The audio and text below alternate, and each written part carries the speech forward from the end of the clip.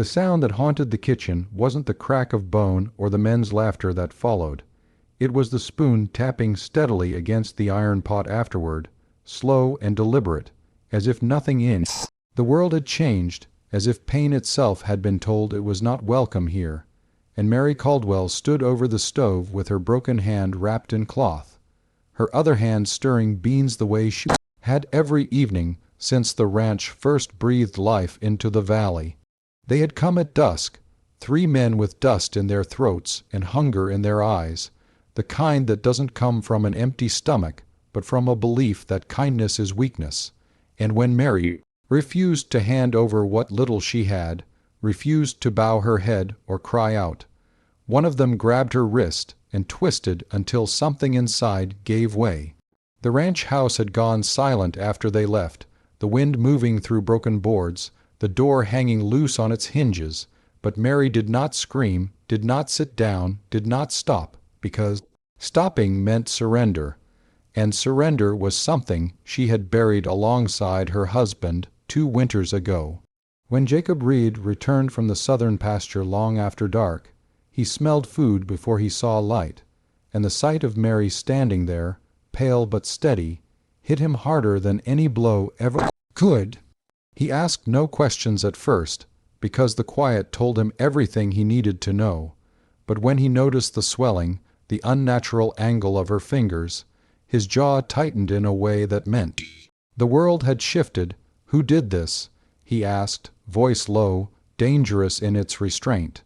Mary shook her head, not in fear, but in resolve. "They're gone," she said, "and supper's ready." That was the moment Jacob understood what kind of woman stood before him, not fragile, not foolish, but forged in fire and grief. And while she ate with her good hand, he sat across from her, feeling something cold and sharp settle into his chest.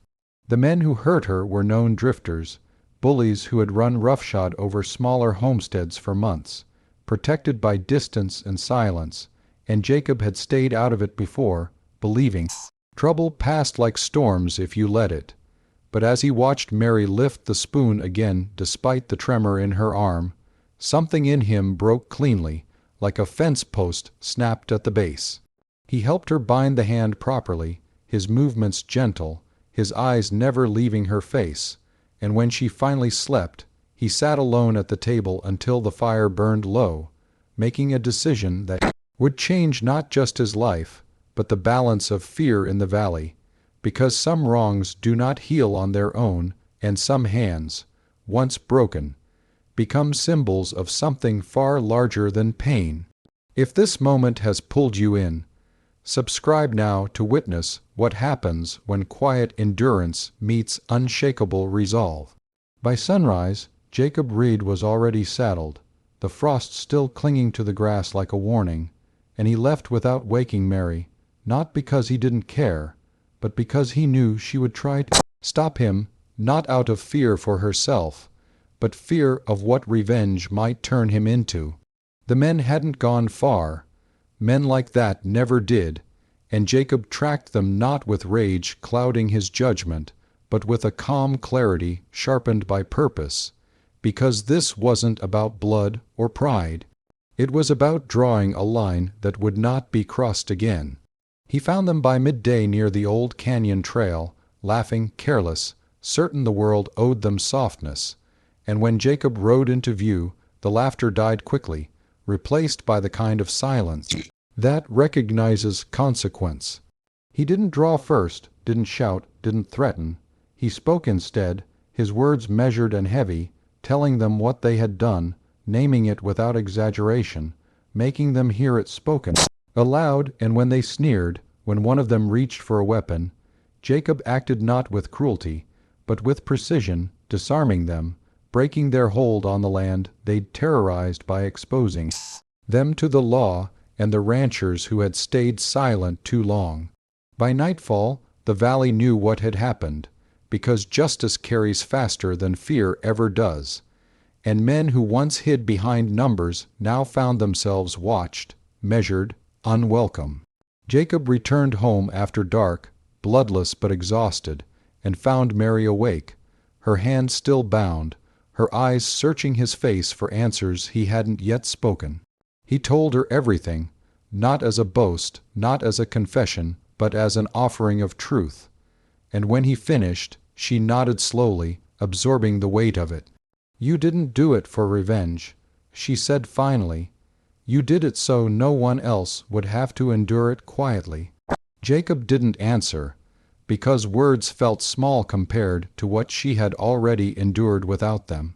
Over the weeks that followed, the ranch changed. Neighbors came by more often, fences were repaired, meals shared, and Mary healed slowly, her hand never quite the same, but stronger in ways no bone could measure.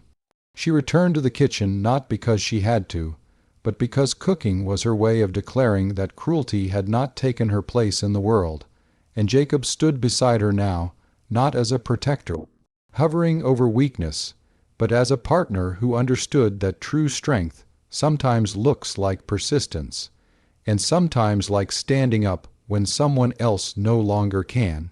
The story spread beyond the valley, not as a tale of violence, but as a warning and a promise that endurance has allies, that silence is not consent, and that some ranchers do not ride away when things get hard. And as the seasons turned and the land settled into peace, Jacob often watched Mary stir the pot with that once broken hand, steady and sure, and knew that the most shocking part of the story wasn't his revenge at all. It was her refusal to stop being who she was. If stories of courage, justice, and quiet strength matter to you, subscribe to the channel for more unforgettable Western tales.